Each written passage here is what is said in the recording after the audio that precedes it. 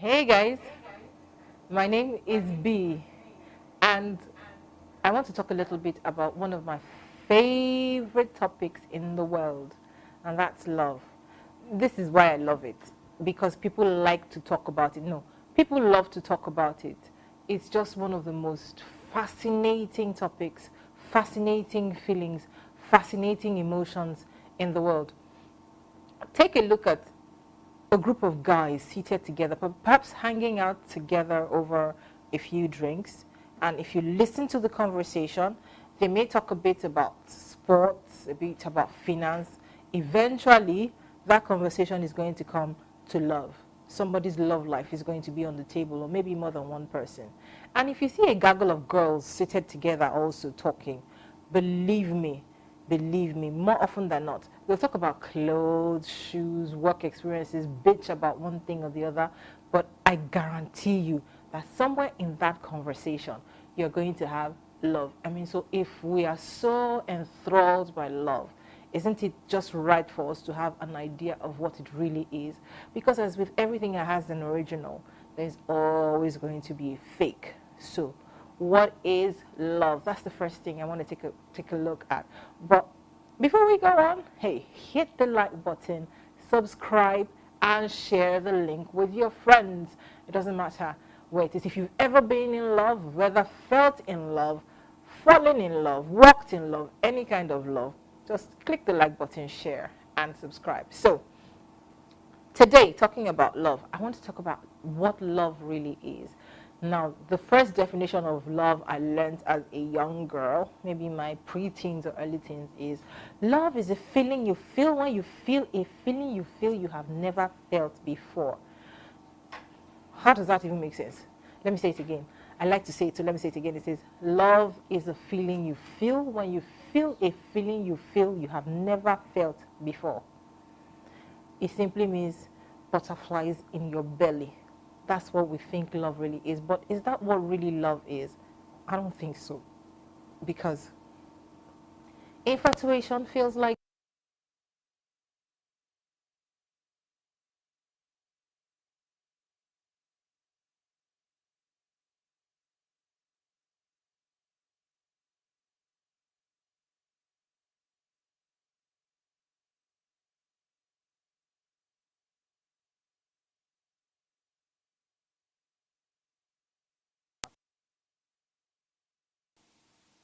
does that mean that if you're looking out for your dog and you have your dog's best interest at heart, you love your dog? Yes, you love your dog. If you look out for your mom, you have her best interest at heart. Yes, you love your mom. If you have a friend who you look out for, have their best interest at heart. Yes, you love your friend. It's just that there are varying categories, varying degrees to love. Okay? So the emotions just vary. I mean, the way sometimes you're going to have to choose. Let me give an example. Your friend needs to get to the hospital. Your dog needs to get to hospital because they're both sick. You can only take one at a time. Each one is in a different direction. Which one are you going to choose? Honestly, I have a friend that I think will choose her dogs over me. She will choose Snow or Brownie over me. Yet, I have a friend also that I know will say, you know what, probably call a neighbor and say, get this dog to the hospital. I've got to take care of my friend. Priorities, okay? Or generally, loving someone means you're going to be able to step out of your comfort zone, to do something for them, to care about them, and to want to do things for them. I'm going to have to break it down. It's not just once. I'm going to have to break it down bit by bit by bit, but it's not something we can do. I've got a few questions here, but we'll be right back to take that in a bit.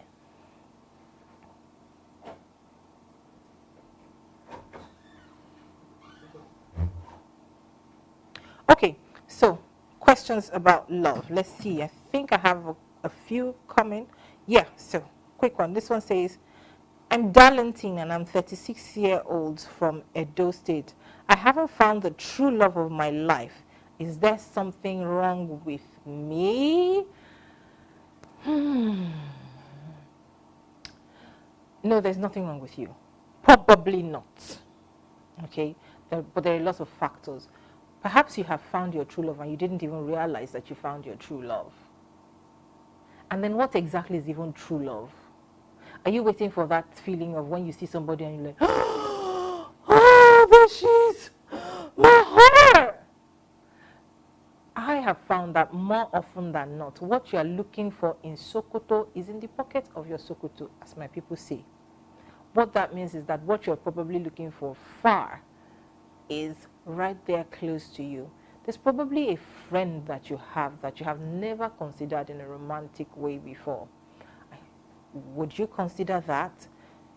Do you have a female friend that is your go-to person ordinarily and you have just overlooked, maybe even a childhood friend, a university friend, a colleague at work that is your go-to person, and that's the person you share things with, you talk to, but because you don't have the flutters when you look at her, you don't have that butterfly feeling, you're probably not looking at her in a romantic sense. I think you should take a look at that.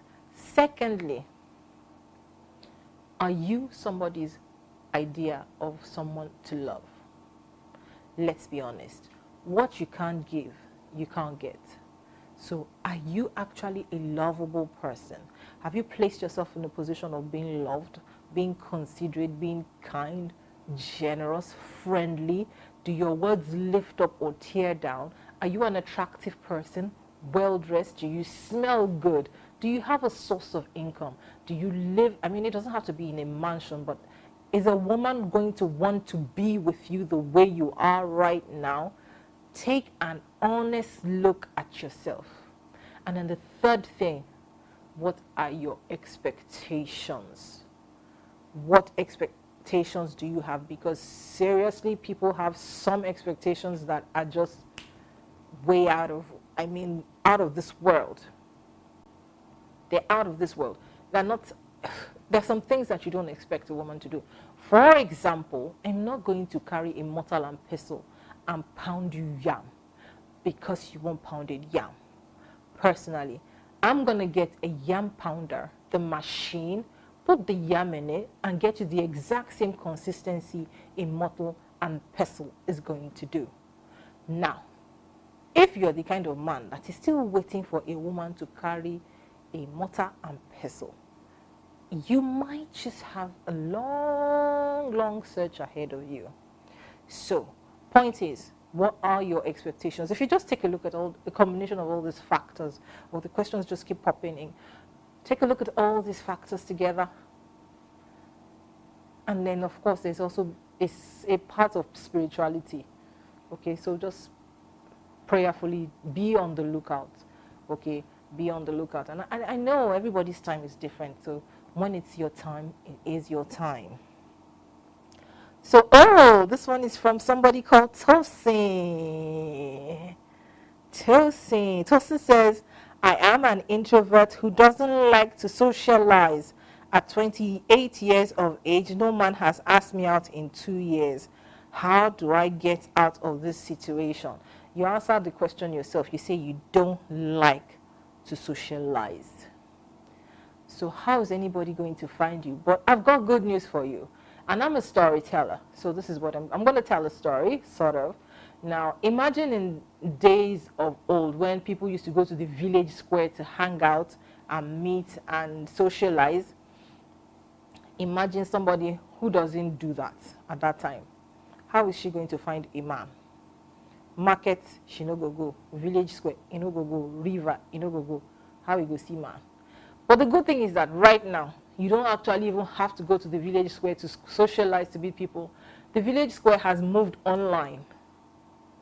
Okay, so there are lots of communities, lots of village squares, lots of market squares online that you can join. So join an online community.